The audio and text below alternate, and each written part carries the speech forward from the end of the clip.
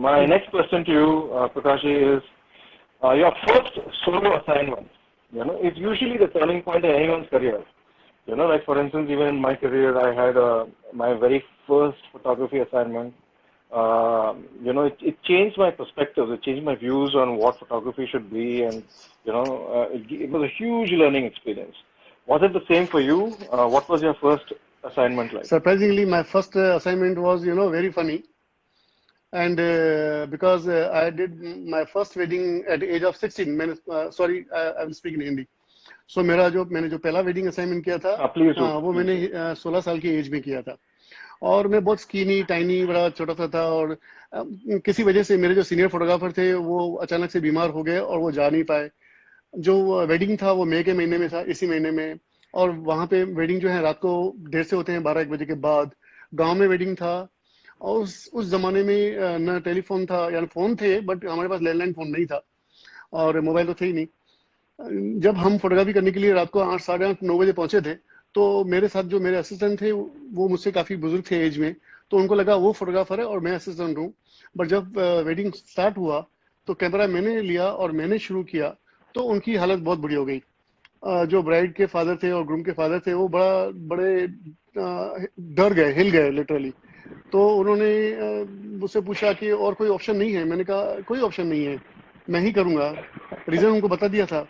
तो उन्होंने मुझसे पूछा कि ओके आपने इससे पहले कितने वेडिंग किए हैं? तो मैंने कहा नहीं, मेरा ये फर्स्ट वेडिंग है। तो वो तो और भी डर गए, उनकी तो हालत और बुरी हो गई। तो मेरा जो फर्स्ट असाइनमेंट है जो रहा, वो मेरे से ज्यादा तो मेरे जो क्लाइंट थे उनके लिए बहुत मेमोरेबल रहा। तो हालत ये थी कि मेरे क्लाइंट ने कहा कि फोटो अच्छे आए बुरे आए मुझे उससे कोई फर्क नहीं पड़ता है, फोटो आने चाहिए। तो बट फॉर्चुनेटली फोटो अच्छे आए और it went very successful.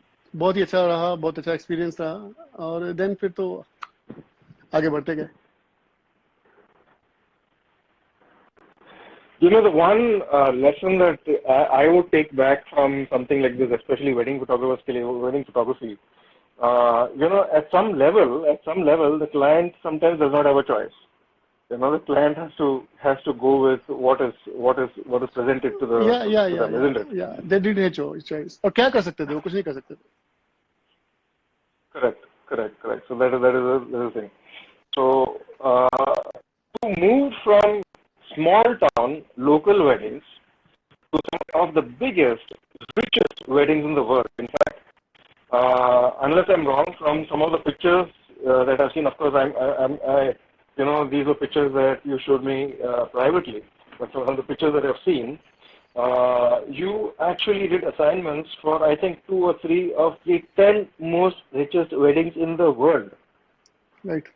If you look at the top 10, if you do a Google search for top 10 richest weddings in the world, the names that I see there, okay, you have photographed 2 or 3 of those weddings. So I'm fortunate. You have the very enviable, position of being a family photographer of the world's wealthiest industrialists. So tell us something about this journey, from the point where you began to photographing 2 or 3 of the 10 richest weddings in the world. It's like a record on its own.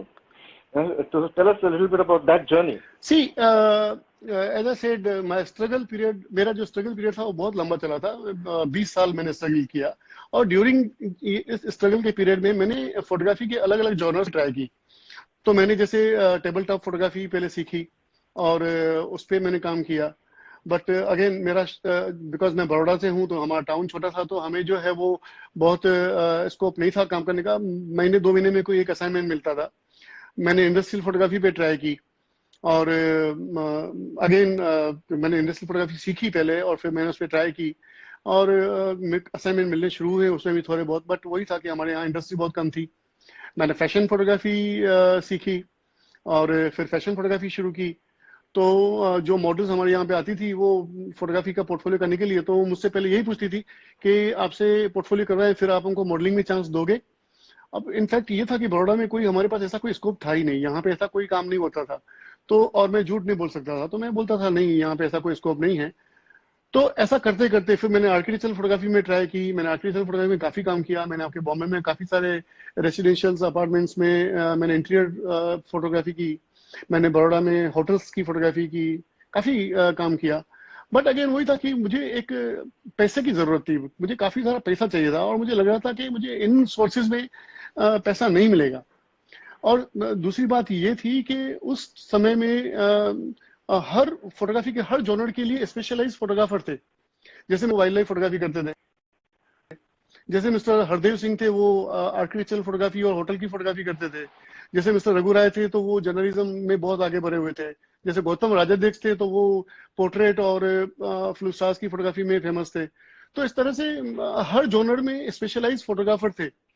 But surprisingly जब मैंने ढूंढना शुरू किया, पता करना शुरू किया कि वेडिंग फोटोग्राफी में इंडिया में कौन है जो स्पेशलाइज किया है, जिसने कि भाई जैसे एक ही हम बोलें कि भाई वेडिंग फोटोग्राफी तो ये, तो ऐसा कोई नहीं था उस वक्त। ऐसा एक भी बंदा नहीं था, एक भी नाम नहीं था जो वेडिंग फोटोग्राफी। इनफैक्ट जो ये फोटोग्राफर जो थे वो वेडिंग फोटोग्राफर्स को बहुत अच्छी नजर से नहीं देखते थे।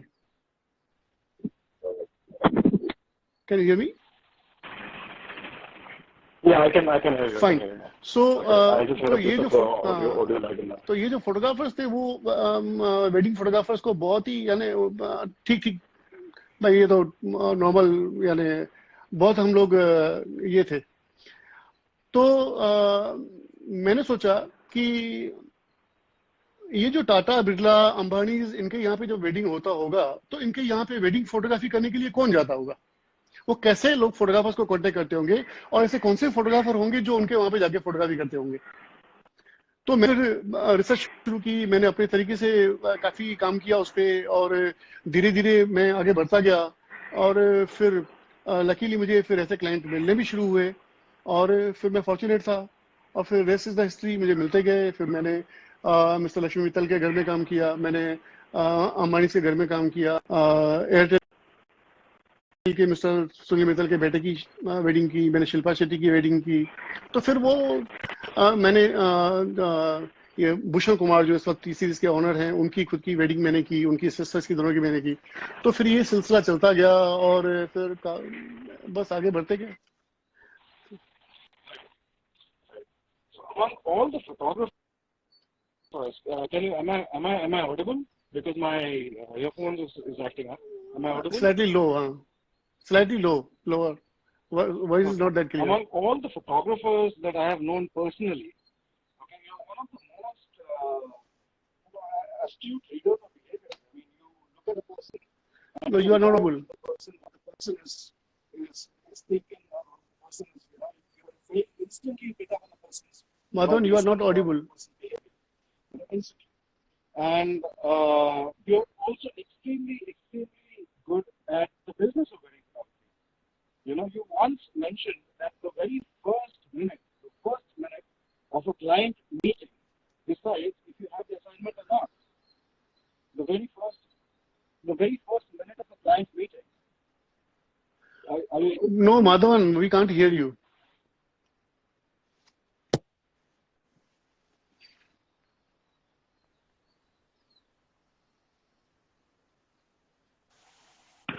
Yes. Are you able to hear me now? Yes. Yeah. Sorry, I keep getting cut off.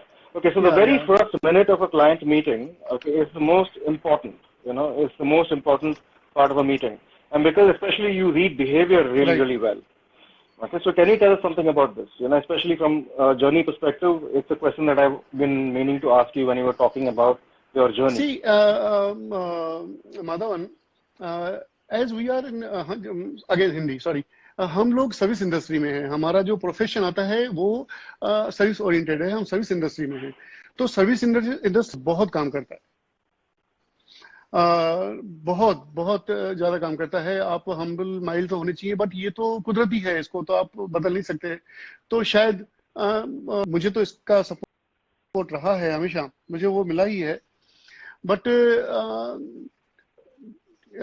मैं बहुत छोटी उम्र में ही बहुत ऑब्जर्वेंट हो चुका था। मेरी ऑब्जर्वेशन पावर बहुत जबरदस्त थी। मैं जैसे मैं 30 सेकंड में या 1 मिनट में किसी को भी जज कर लेता था। तो ये शायद मेरे लिए मैं फॉर्चुनेट रहा, इसलिए मुझे शायद ज़्यादा कुछ जल्दी सक्सेस मिल गई, मुझे लगता है वेडिंग इंडस्ट्री के अंदर। यानी जब मैंने स्टार्ट किया, कहने का मतलब जब मुझे अच्छे क्लाइंट मिलने शुरू हुए तो फिर मुझे सक्सेस बहुत जल्दी मिलती गई। Okay. So, because you mentioned at a program that for any wedding photographer to be successful, you have to be able to judge your client in a minute. If you Right. can't gauge that first minute, it's like the most important. And if you miss that first minute, you may miss the client completely. So you had mentioned that at a Actually, let me correct. It is not minute, but in a few minutes. See, one thing is very right. much clear. हम लोगों को क्या होता है, client का level है, यानी lower middle class लोग, middle class, then upper middle class, then higher class, then rich.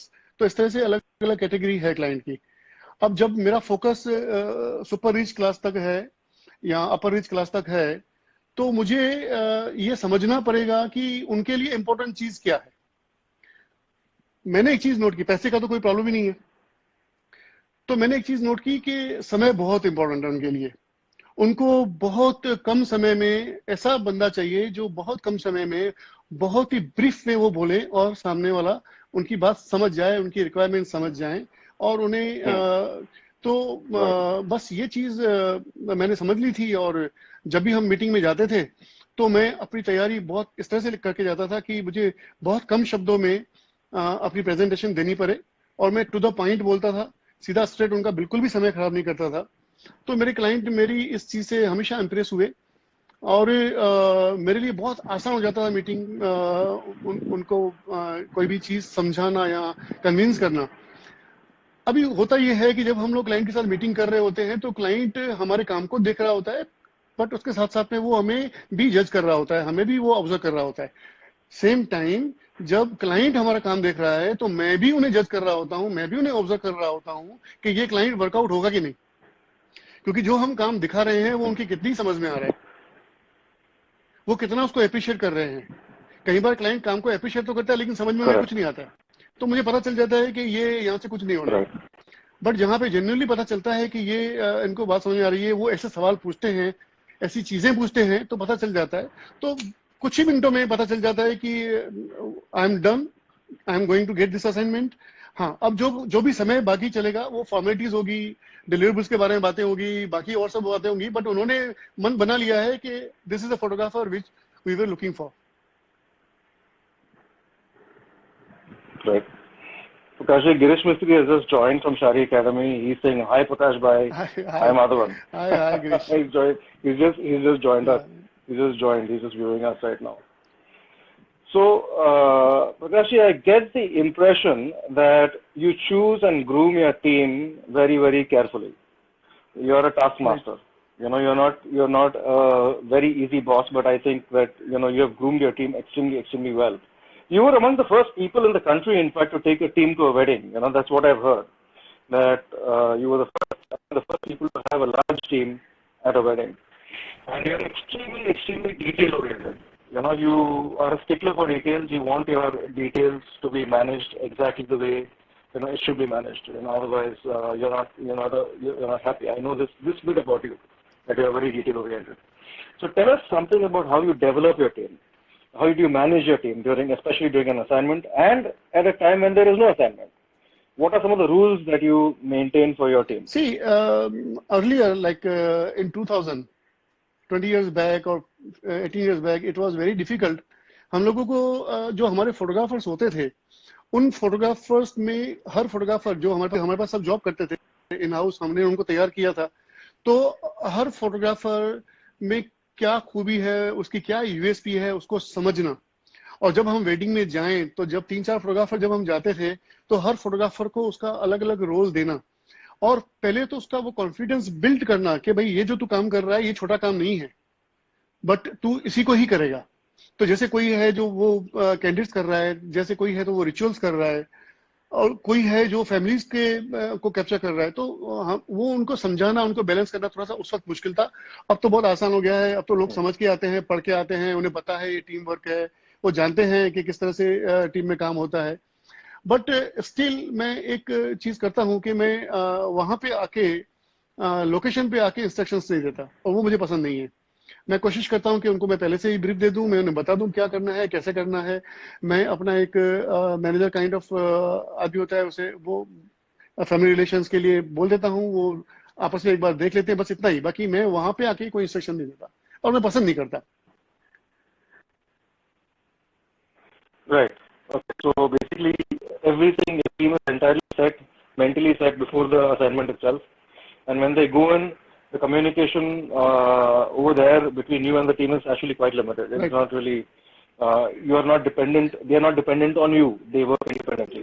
Because वो क्लाइंट पे उसका बड़ा बड़ा बुरा असर पड़ता है। जब हम वहां पे समझाते होते हैं तो क्लाइंट को लगता है कि क्या आप लोग एफिशिएंट लोगों को नहीं लेके आए हो, आपको इनको क्यों बताना पड़ रहा है। बिकॉज हमारे पे हम पे नजर होती है, क्लाइंट की, कुछ लोगों की, कुछ गेस्ट की हम पे नजर Right. होती है। Correct. Correct. And because you're a family photographer for a lot of these very large families, it's very very important to have that बिल्कुल impression. बिल्कुल।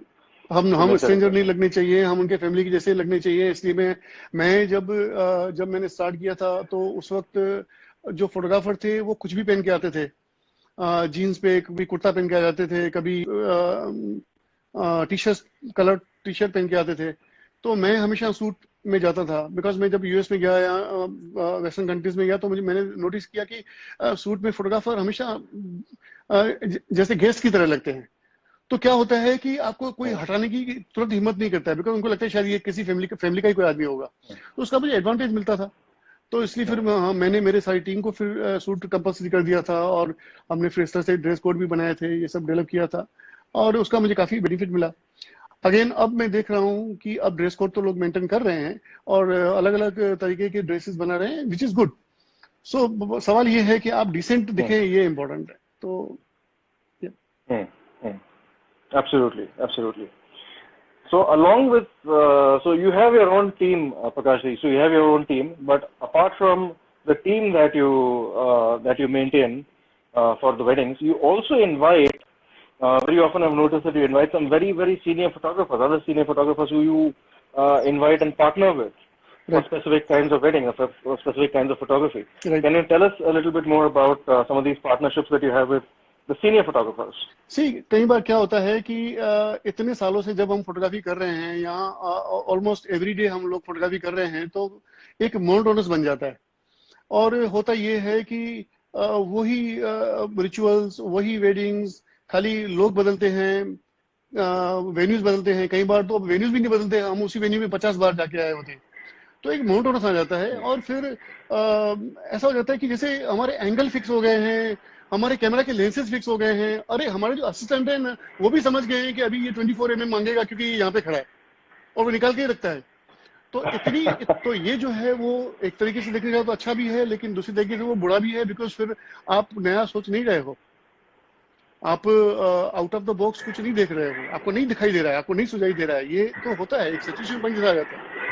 तो जब हम फिर दूसरे जॉनर्स के फोटोग्राफर को या दूसरे स्पेशलिस्ट को जब हम अपने साथ में टीम में लाते हैं और उनकी सर्विसेज लेते हैं, तो फिर अगेन हम लोगों को हमारे नजर में भी बदलाव आता है। जैसे फौजान हुसैन, तो मैं फौजान हुसैन को कई बार wedding, he is not a hardcore wedding photographer, but उनके जर्नलिज्म का मैं हमेशा फायदा लेता हूँ। तो जब वो मेरे साथ वेडिंग में आते हैं तो हम एक ही जगह पे साथ में काम कर रहे होते हैं, एक ही जगह पे बैठे हुए होते हैं, बट मैंने कई बार नोटिस किया है कि उसके एंगल्स या उसका जो कंपोजिशन है वो बहुत ही डिफरेंट होता है, उसका टाइमिंग बहुत डिफरेंट होता है। तो उससे बाद में हमें सीखना मिलता है। जैसे एक रोमानियन फोटोग्राफर है सबीना मिलादिन, तो बहुत कमाल की फोटोग्राफर है, आप फीयरएस पे भी उसकी देख सकते हैं प्रोफाइल, और उसने मेरे साथ काम किया है। तो जब हम काम कर रहे थे तो उसका काम करने का तरीका एंटायरली डिफरेंट था। वो इतने सारे फोटोग्राफ शूट करती थी, एक फंक्शन में वो 15,000 10, और फिर उस पे से बैठ के सिलेक्ट करना। और लेकिन जब वो फोटोग्राफ आते थे तो उसमें कुछ अलग बात थी। तो काफी सारी चीजें फिर दूसरों से सीखने को मिलती है। मेरे एक स्पेनिश फोटोग्राफर है जीतेन करके, मैंने उसको बुलाया है। तो इस तरह से अलग फोटोग्राफर को जब हम ट्राई करते हैं तो हमें कुछ तो सीखने को मिलता है, हमारी काम करने का तरीका थोड़ा बदलता है। Absolutely. In fact, Prakash ji, I personally consider Fauzan Hussain as one of the finest documentary photographers of his kind. Right. You know, of his genre. His documentary shots of weddings, of his wedding series is simply absolutely out of the world. It's Yeah, completely different from Roman, anything else that okay, anybody has shot. sorry, I will repeat the name, Romanian photographer. That is Sabina Miladin, Mladin, Miladin, Sabina Miladin. She's a 9th or 10th in Fearless Photographers Award winner. Wonderful photographer. So there is an interesting comment that has just come on the screen. It's by traveler.ak. It says that seems like you have a lot of money to hire senior photographers outside your team. So but of course, senior photographers will cost that kind of money, and of course, you will want to hire them because of the kind of work that they have. Yeah, but see, there is one thing. I have a lot of money to hire senior photographer. ये बोलना तो गलत होगा. मैं अपनी जेब से अगर पैसे डाल के किसी सीनियर फोटोग्राफर को या एक्सपेंसिव फोटोग्राफर को अपनी वेडिंग में ले जाऊं, तो फिर मैं सिंधी बिजनेसमैन कैसे हुआ? हम अपनी जेब से पैसे निकाल के जाएं, ये तो नहीं हो सकता है. कन्विंसिंग पावर ऐसा है कि हम क्लाइंट से समझाते हैं, क्लाइंट को बताते हैं क्या चीज करना चाहिए, और ऐसा भी नहीं है कि हम हर वेडिंग में ले जा रहे हैं. मैं तो कभी कभी यूज करता हूँ, बट जहां पे मुझे लगता है कि भाई यहाँ पे ये एक्सपेरिमेंट करने जैसा है, तो मैं क्लाइंट को कन्विंस करता हूँ और क्लाइंट पे करता है. मैं कभी कुछ अपने जैसे नहीं निकालता. Why should I? Right, absolutely. The client should be convinced about the style, the kind of visuals that a photographer can produce, and that is how it basically works out. Right. Now, coming to the aspect of photography, and especially your photography, I have come across some spectacular photos. I've appreciated the sheer variety of images that you photograph at a wedding. So you shoot literally everything from landscapes to action to portraits. You photograph groups. You photograph. You do single person portraiture, and you also shoot still life. Right. At wedding. I've seen many still life photos from your on your website. Right. But there's a certain visual grandness to the drama in all your photos. So is this drama and this grandeur among all your photos, whether it's a landscape or whether it's a still life, is this drama something that your clients look forward to? What is your favorite kind of photography among all of these? What would you like to shoot the most? What's your favorite? See, first of all the clients, I think जो भी हमारे client होते हैं, एक तो weakness सबकी ये होती है कि उन्होंने जो इतनी मेहनत की होती है वेडिंग के पीछे, तो वो ग्रैंड जो उनका वेडिंग होता है उससे ज्यादा ग्रैंड वो देखना चाहते हैं एक्चुअली फोटोग्राफी में, वीडियो में. तो हम तो वही कोशिश करते हैं. मेरा तो बहुत सिंपल सा रूल है वेडिंग फोटोग्राफी के अंदर. मेरा बहुत सिंपल सा रूल है, इज ऑल अबाउट ब्यूटी. तो मैं तो बहुत सिंपल एक थ्योरी में मानता हूं कि जो भी इंसान जैसा भी दिखता हो. बहुत से क्लाइंट कई बार हमारे फोटोग्राफर्स को बोलते हैं कि कुछ भी कर दो लेकिन हमें पतला दिखा दो, कुछ भी कर दो लेकिन हम अच्छे लगने चाहिए. मेरे फोटो कभी अच्छे आते नहीं हैं, बट मैं 2 मिनट के अंदर वहीं पे फोटोग्राफी करके, मेरी लाइट की टेक्निक यूज करके, मेरा एक्सपीरियंस लाइट का यूज करके, एंगल उनका देख के, और जब मैं फोटोग्राफी करके उनको वहीं का वहीं दिखाता हूँ, और वो क्लाइंट सरेंडर हो जाता है. Because that is my USP. तो खूबसूरती मेरी आंखों में है. मैं खूबसूरती पसंद करता हूँ. मैं लोगों को खूबसूरत देखना चाहता हूँ. अगर खूबसूरत नहीं भी दिख रहे हैं तो मैं कोशिश करता हूँ कि वो खूबसूरत दिखें, और उसी के मुझे पैसे मिलते हैं. ऐसा नहीं है कि मैं बाद में बैठ के बहुत एडिट करता हूँ, बहुत उनकी क्रीजेस निकालता हूँ, बहुत सारे सॉफ्ट फिल्टर लगाता हूँ. नहीं, nothing. I don't do all these gimmicks. मेरे 90% फोटोग्राफ में कुछ करने को नहीं होता है. स्ट्रेट फोटोग्राफ दे दे तो भी चले.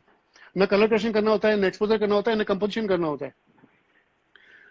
बात आई आपकी कि मेरा फेवरेट सब्जेक्ट है इमोशन. इमोशन का मतलब कई बार फोटोग्राफर ये समझते हैं कि रोना. नहीं, इमोशन का मतलब है वो मैडनेस, वो पागलपन, वो जपाजपी, वो हंसना, वो रोना, वो धोना. वो कई बार जब फादर को बहुत रोना आ रहा है और वो नहीं रो पा रहे हैं, कई बार हमारे बहुत बड़े क्लाइंट होते हैं, सेलिब्रिटी होते हैं जिनको बहुत रोना आता है, लेकिन वो अपने आप को रोकते हैं कि आंसू निकल नहीं जाए, लोग देख न लें. उस सिचुएशन को, उस एक्सप्रेशंस को भी रिकॉर्ड करना, कैप्चर करना और उसको देखना, उसको महसूस करना, मैं वो पसंद करता हूँ। मैं तो मैं I think that is very, very apt. मैं आपको एक बात और बता दूं, जब मंडप में जब मैं शूट कर रहा होता हूँ और जब मेरी नजर ब्राइड पे, मदर पे, फादर पे होती है, कभी कोई सिचुएशन ऐसी हो जाती है कि मैं देखता हूँ कि इसकी मदर अब थोड़ी इमोशनल हुई है या ब्राइड खुद इमोशनल हुई है, तो मैं सारा सब काम छोड़ के और वहीं से दूर से मेरा फोकस सिर्फ उस पर होता है और मैं जानता हूं कि अब उसके आंख से आंसू निकलेंगे, तो वो आंसू निकलने होते हैं। इससे पहले जब उसकी आंख का कलर चेंज होता है, वहां से मेरी फोटोग्राफी शुरू होती है। तो मैं लिटरली उसके आंख का कलर चेंज हो रहा है वहां से शुरू करता हूं और वो आंसू टपकते टपकते नीचे तक गिरता है, वहां तक मेरी फोटोग्राफी होती है और मुझे उसमें इतने ब्रिलियंट शॉट्स मिलते हैं। तो बस यही है, यही मेरी खूबी है, यही मैं चाहता हूँ, यही मुझे पसंद है। Superb. I think that's so basically wedding is anyway all about emotion. And there's so much of emotion at a exactly wedding. You know, it's just exactly one exactly incredible कौन से फील्ड में one हमारी photography के incredible कौन से जो हमारी moment photography after के the कौन other. से जोनर है? आर्किटेक्चर फोटोग्राफी में नहीं है, न किसी टेबल Correct. टॉप में है, न कहीं पे, तो ये मिलने का नहीं। हाँ, एडवर्टाइजिंग फोटोग्राफी में होता है, बट वहाँ क्या, वहाँ तो आप अरेंज करते हो, इट्स स्टेज। यहाँ अगर आपको जर्नलिज्म में मिलता है, बट जर्नलिज्म में आप उसके लिए तैयार नहीं होते हैं। वो तो कभी मिल गया, कभी कोई चीज बन गई और आप इत्तेफाक से आपने कर लिया। यहाँ तो हमें रोज देखने को मिलता है, रोज यही चीजें होती है, रोज रोना भी Hmm. होता है, रोज हंसना भी होता है। Hmm. उसी ब्राइड को मैं Hmm. रात को बहुत Absolutely. जबरदस्त Absolutely. हैप्पी मूड में देखता हूँ और वो वाइल्ड मूड में देखता हूँ और वो कैप्चर Hmm. करता हूँ और दूसरे दिन सुबह को 10 बजे वो जो रोती है। तो ये सब शेड्स तो मुझे, और वही अट्रैक्ट करते हैं मुझे। So this is a offshoot of the last previous two questions. So basically, for you, emotion makes all the difference. For you, emotion is the subject right. for you on a personal level. So when you have a team of photographers who are at a wedding, do you focus primarily on these subjects, on these emotions, or do you shoot everything that comes to your mind where you feel like shooting or where you feel like going, or is it more planned No. I in shoot that everything. sense? Your photography, I'm talking about the I photography. shoot everything. I You shoot shoot everything. everything. Yeah, I shoot everything. I shoot decor also. I shoot detail shots also. I shoot portraits. I shoot parents, family. I shoot bride getting ready. I shoot everything. I shoot So portraits, couple basically, whatever portraits. grabs your attention. Yeah. Wonderful. One of the other things I have noticed is that you are a very early adopter of technology. You know, in fact, in other interviews, you mentioned that you were among the first photographers to move to digital. You were among the first photographers to start using LED lights in a wedding photography scenario. Right. You know, when we first met, I noticed that you had before anybody else. I had never seen this camera in anybody else's hands, but you had the Canon EOS 1DC, which Right. was capable of 4K video. I remember that at that point of time. Right. You were shooting your weddings with, that was your primary camera at that point of time. This was even before you became a Canon brand ambassador. You know, so this was I think in 2011 or 2012. Right. I remember that that was a camera. Was it always this way about being number one or being the first to explore technology, especially in a wedding scenario? And how far back does this fascination for technology go? See, I'm always curious like a child. मुझे हमेशा नई नई चीजें explore करने का, technology को समझना, और मुझे इनफैक्ट ऐसा लगता है कि मुझे सरप्राइजिंग एलिमेंट हमेशा अच्छा लगता है। मुझे लोगों को सरप्राइज करना अच्छा लगता है। मैं हमेशा ये सोचता हूँ कि अगला जो सोचे उससे आगे का मैं सोचूं और मैं उससे आगे का डिलीवर करूं। तो इसलिए मैं टेक्नोलॉजी में हमेशा आगे रहा। इनफैक्ट मैं आपको बताऊं कि डिजिटल फोटोग्राफी इंडिया में फर्स्ट शुरू ही मैंने की थी। इंडिया में वेडिंग फोटोग्राफी में डिजिटल कैमरा से शूट करना स्टार्ट मैंने किया था। I was the first. मैंने स्ट्रोबिक लाइट्स से फोटोग्राफ स्ट्रोबिक लाइट्स से शूट करना शुरू किया। I was the first. मैंने इंट्रोड्यूस किया था और फिर उसको बंद करके एलईडी लाइट यूज करना शुरू किया। Again I was the first. तो मैं तो कायदे तोड़ता हूँ, कायदे बनाता हूँ, नई चीजें लाता हूँ, फिर उसको छोड़ देता हूँ, फिर नई चीजें लगाता हूँ। तो क्यूरोसिटी मुझे रहती है, मैं टेक्नोलॉजी को हमेशा, और मुझे मजा आता है, मुझे नए कैमरास देखने में, उनको उनके एडवांटेजेस का फायदा लेने में मुझे अच्छा लगता है। फ्लैशेस का भी मजा लेता हूँ मैं टॉर्च लाइट का भी मजा लेता हूँ। कोई भी चीज, कोई भी, मुझे देखिए फोटोग्राफी है क्या, it's play of light and play of clicking. So आप किस टाइम पे क्लिक कर रहे हो वो बहुत ही इंपॉर्टेंट है, और आपको लाइट का प्ले कितना पता है वो बहुत ही इंपॉर्टेंट है। तो मुझे भगवान की दया से दोनों दोनों ही चीजें कुदरत ने भरपूर दी है, मैं उसका बहुत एडवांटेज उठाता हूँ। तो मैं टेक्नोलॉजी में हमेशा जैसे मैंने कहा कि आगे चलता ही रहता हूँ, देखता ही रहता हूँ। कैनन ने मुझे शायद ब्रांड एम्बेसडर भी बनाया होगा, उसका रीजन यही होगा कि मैं कांस्टेंट हर नई कैमरा, यानी जब कैमरा इंट्रोड्यूस होता था इंडिया में तो आता ही नहीं था। जब यूएसए में फरवरी में जब एग्जीबिशन होता था और वहां पे कैमरा लॉन्च होता था, तो मैं फर्स्ट कैमरा यूएसए से लेके आता था, और उसके एक साल बाद में इंडिया में कैमरा आता था। मेरा हमेशा ये शौक रहा। तो फिर कुदरत कैनन ने मुझे ब्रांड एम्बेसडर भी बना दिया, मैंने उनके सारे कैमरास लॉन्च किए, और मजे की बात यह है कि मुझे सबसे पहले कैमरा मिलते हैं, मैं उसको यूज करता हूँ, समझता हूँ, और फिर लोगों को अपने रिव्यूज देता हूँ। तो आई एम फॉर्चुनेट। अभी जैसे R5 आ रहा है, मैं बहुत एक्साइटेड हूँ R5 को लेके, और मुझे ऐसा लग रहा है कि ये जो R5 कैमरा जो आ रहा है, ये अगेन फोटोग्राफी और वीडियोग्राफी इंडस्ट्री की गेम चेंज करेगा। जैसे 5D मार्क कैमरा ने पूरी गेम चेंज की थी, अगेन ये R5 कैमरा गेम चेंजर है, ये चेंज कर देगा। ये लोगों को, जो लोग अभी मैं सुन रहा हूँ कहीं पे बोल रहे हैं 2 साल तक इक्विपमेंट नहीं लेंगे, ये नहीं करेंगे, सबको मजबूर होके उस कैमरा पे आना ही पड़ेगा, बिकॉज वो कैमरा बहुत ही सुपर डुपर है। So, as a Canon brand ambassador, so what are the kind of cameras that you have with you currently? What are you using? I use all the right now latest cameras. I 1DX use Mark all the III? latest cameras. अभी मैं 1DX Mark III use कर रहा हूँ, मैंने ही launch किया था camera 1DX Mark III, 1DX Mark II, Right. absolutely. USR, Right. 5D Mark IV, ये सारे कैमरा मैंने ही लॉन्च किए थे, मैंने ही लेंसेज लॉन्च किए थे। मैं जो भी कैमरा लॉन्च करता हूँ वो अपने पास रखता हूँ। मैंने USR के कैमरा मैंने लॉन्च किया था, उसके साथ सारे लेंसेज, जितने 8 लेंस थे सब मेरे पास है, मैं रखता हूँ। कैनन ने जितने भी लेंस अभी तक इंट्रोड्यूस किए सब लेंस मेरे पास है। Fantastic.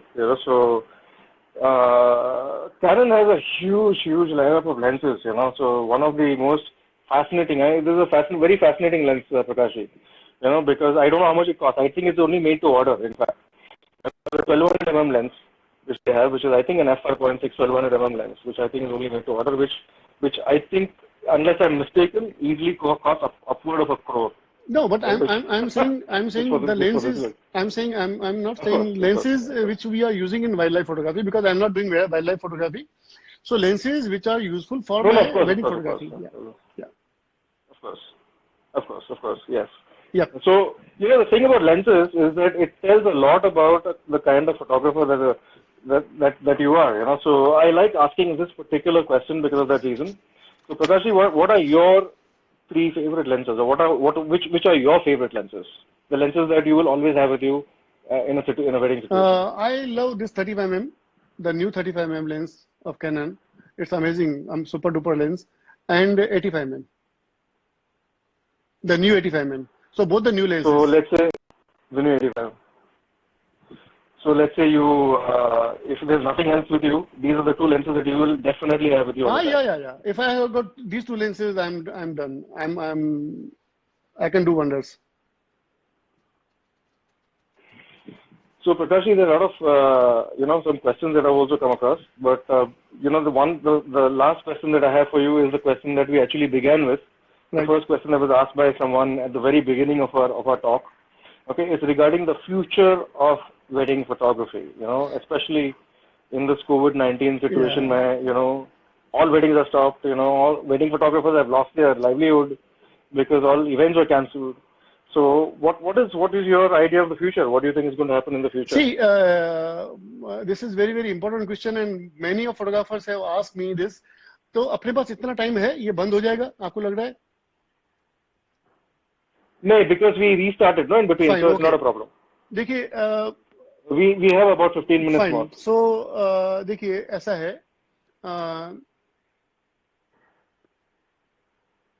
अक्टूबर तक की सिचुएशन तो बहुत डाइसी है, और हम लोगों को बहुत शांत रहना पड़ेगा, पेशेंस रखना पड़ेगा फोटोग्राफर्स को। नवंबर से अगर मान लो कोरोना थोड़ा सा भी कंट्रोल में आ जाता है तो नवंबर से तो थिंग्स थोड़ी सी इजी होनी शुरू हो जाएगी। अब वो समय नहीं आना है जहाँ पे हम लोग वेडिंग कर रहे हैं, जहाँ पे 1000, 1500, 2000, 5000, 10,000 लोग बुलाए जाते थे। अब वो समय जल्दी नहीं आएगा। वो कब आएगा कोई प्रेडिक्ट नहीं कर सकता। वो 6 महीने में भी आ सकता है, 12 महीने में भी आ सकता है, 2 साल में, और शायद ऐसा हो कि आए ही ना। लोग इससे इतने यूज टू हो जाएं इस सिस्टम से कि फिर वो समय ही ना आए कि लोग 2000 और 5000 लोगों को बुलाएं, अनलेस की कोई महाराजा के वहां पे या कोई मिनिस्टर के वहां पे हो। अब देखिए, बहुत से फोटो डरे हुए हैं। वो मुझसे पूछ रहे हैं कि क्या होगा अगर 50 लोगों की शादी होगी या 100 लोगों की शादी होगी, तो फिर हम कैसे सरवाइव होंगे। देखिए, बहुत क्लियर बात है, पिछले 4-5 साल से अगर हम नोटिस करें तो फोटोग्राफर की वैल्यू कम हो गई है, क्योंकि 2 तरीके के फोटोग्राफर हमारी फील्ड में आए हैं। एक जो हमारी फोटोग्राफी फील्ड से नहीं है, वो IITian है, वो MBA करके आए हैं, वो दूसरी स्ट्रीम से ग्रेजुएट होके आए हैं और फिर वो फोटोग्राफी में आए हैं, और उन्होंने फिर फोटोग्राफी को पढ़ा, समझा, सीखा, ऑनलाइन जो भी किया, और फिर वो आगे बढ़े और उन्होंने अपना एक बिजनेस फोटोग्राफी का शुरू किया। दूसरे लोग आए कि जो ऑलरेडी फोटोग्राफी में थे। उन्होंने क्या कर दिया, 3-3, 4-4, 5-5 किट ले ली लेंसेज की, कैमरास की।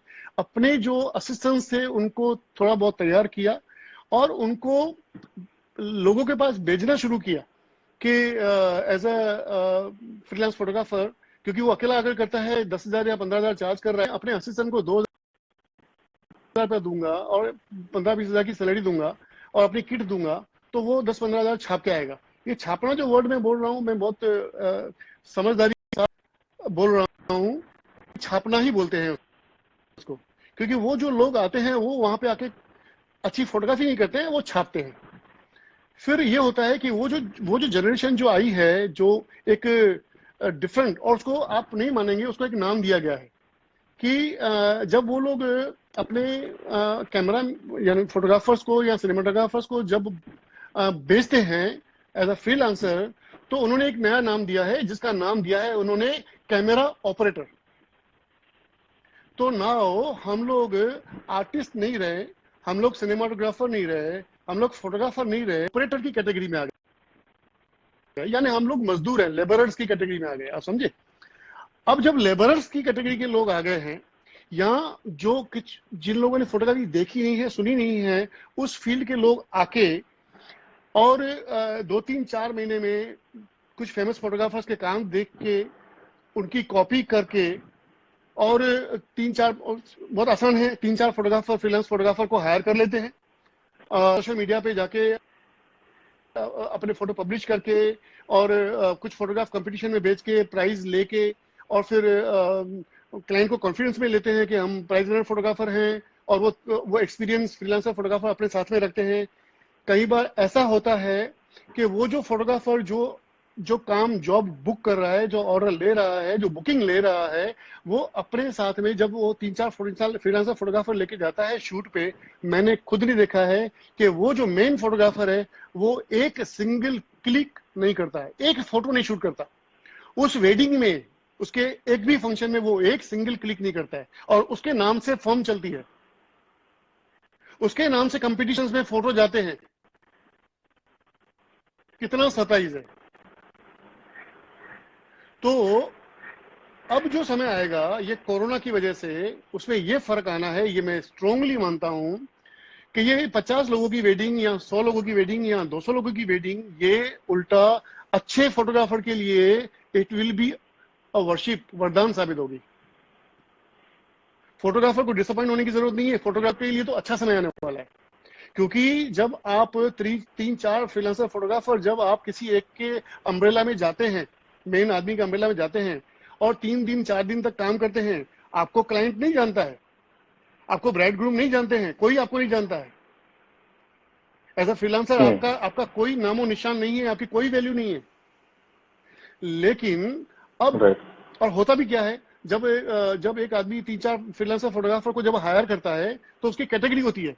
एक फोटोग्राफर मे बी 80% होगा, दूसरा फोटोग्राफर 60% होगा, बाकी के 2 फोटोग्राफर 10-20% होंगे, क्योंकि उनको तो दिखाना है, उनको तो जस्ट फ्लैश दे दिए तू यहाँ पे जाके ये कर ले, ऐसा होता है। अब क्या हो जाएगा कि जब 50, 100, 150 लोगों की जब वेडिंग होगी तो obviously number of photographers restrict हो जाएंगे। तो इसका मतलब ये हो जाएगा कि 100 लोगों की वेडिंग में आप एक फोटोग्राफर एक वीडियोग्राफर जाओगे। जब एक फोटोग्राफर एक वीडियोग्राफर जब वेडिंग में जाएगा वहां पे शूट करने के लिए, तो ऑब्वियसली खुद को काम करना पड़ेगा और उसको सब करना पड़ेगा, उसको पोर्ट्रेट से लेके इमोशन से लेके हर चीज करनी पड़ेगी, ठीक है। तो अब जब स्किलफुल फोटोग्राफर होगा वही सस्टेन करेगा। जो आके 3 फोटोग्राफर को हायर करके साइड में खड़ा हो जाता है, उसको उसके लिए तो डिफिकल्ट टाइम आने वाला है, पहली बात। और जो लोग वो कैमरा ऑपरेटर की जो एक जमात पैदा हुई है वो साफ हो जाएंगे। अब जो रहेगा वो जो रियली में स्किलफुल फोटोग्राफर हैं, जो सीरियस फोटोग्राफर हैं, सिंसियर फोटोग्राफर हैं, भले नए फोटोग्राफर हैं, भले बिगनर्स हैं, लेकिन जो दिल से काम करना चाहते हैं, जो मेहनत कर रहे हैं, उनके लिए तो मुझे लगता है this will be the best time. I can say this will be the best time. आप देखिएगा नवंबर के बाद में उन फोटोग्राफर को डिसअपॉइंट होने की जरूरत ही नहीं है। और मैं आपको ये भी बताऊं, उनको पैसा कम लेने की भी जरूरत नहीं है। उनको उनकी कीमत मिलेगी, उनको नाम मिलेगा, उनको जो फैमिली है वो रिस्पेक्ट देगी, क्योंकि वो एक ही फोटोग्राफर होगा, उसको लोग जानते होंगे। तो उनको तो रिस्पेक्ट भी मिलना है, पैसा भी मिलना है और नाम भी मिलना है। तो मैं तो बोल रहा हूँ ये तो विन विन सिचुएशन है फोटोग्राफर के लिए। और जो लोग हमारी फोटोग्राफी फील्ड में नुकसान दे रहे थे, फोटोग्राफी फील्ड को, उसके नाम को, वो साफ ही हो जाए तो अच्छा है।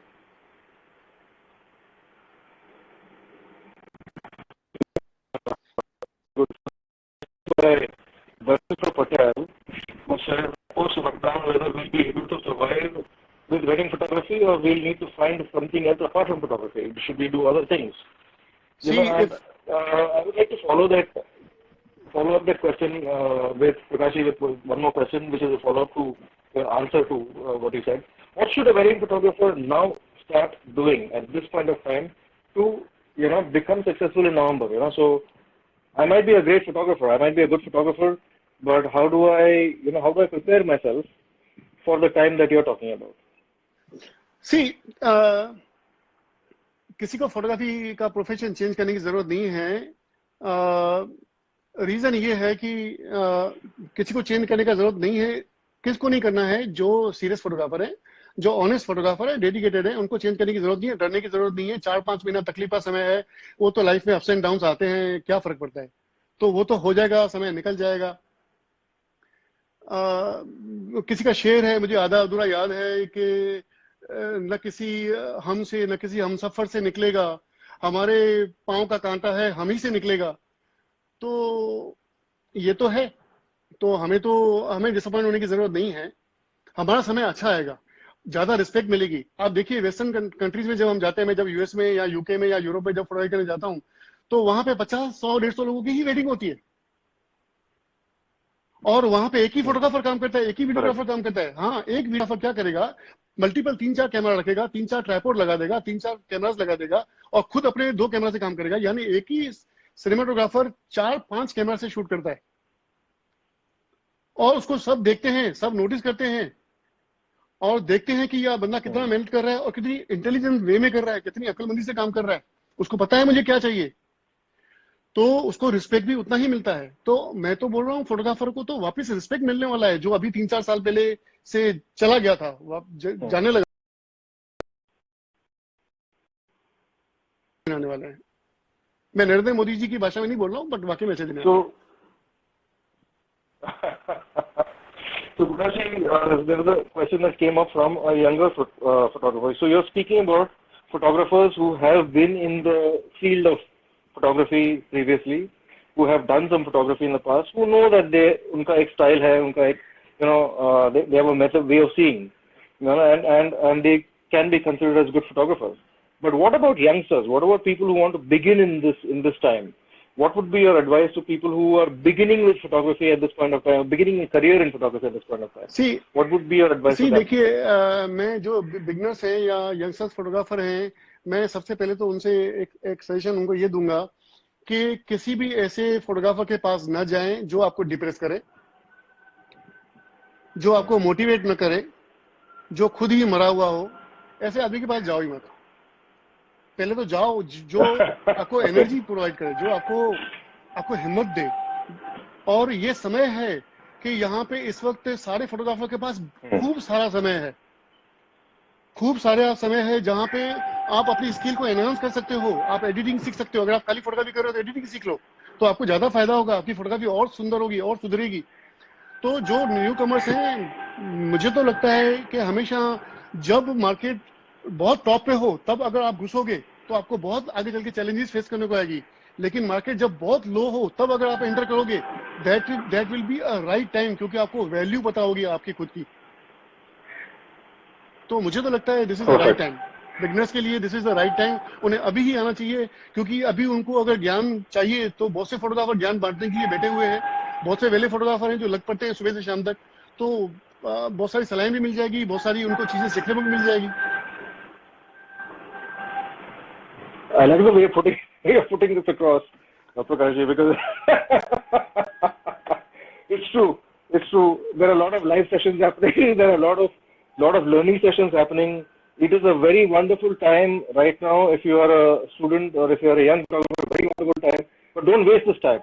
It's not going to come back. It's very wonderful advice. And go with people who are very positive minded. Like Prakashji said, this is a very good time. Let's look at it as a very good time and let's go ahead with that. Wonderful thing.